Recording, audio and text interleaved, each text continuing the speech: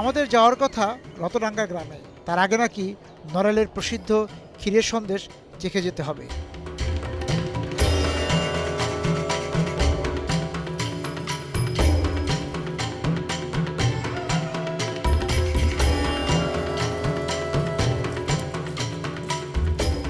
খবর এসেছে ক্ষীরের সন্দেশ তৈরি শেষ।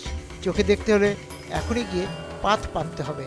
তাই রতডাঙ্গার কুয়েতি গ্রামে যাবার পথে সন্দেশ বিরতি।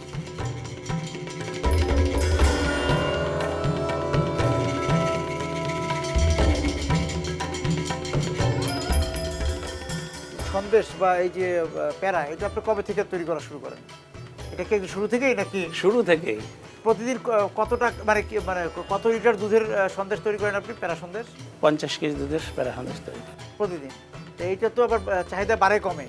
কখনো বাড়ে কখনো কমে। কোন সময়টা বাড়ে প্যারা সন্দেশের চাহিদা? শীতের সিজনে বেশি, শীতের সময় বেশি বিক্রি হয়। নতুন গুড় সেই সময়টা একটু বেশি। যখন নতুন গুড় আসে তখন প্যারা সন্দেশ চাহিদা বাড়ে। এখন একটু কম। তো যারা আপনার এই যে এই সন্দেশ পছন্দ করে, প্যারা সন্দেশ, তারা কি সরাসরি এসে কিনে, না আবার অনেকে অর্ডার দিয়ে অনলাইনের মাধ্যমে তখন বিক্রি হয়? না, আমি অনলাইনে বিক্রি করি না, সরাসরি বিক্রি করি। তো প্রতিদিন এটা প্রতিদিন শেষ হয়ে যায়? প্রতিদিন হয়তো কোনো দিন 2-1 কেজি থাকে, পরের দিন ওইটা আগে বিক্রি করি।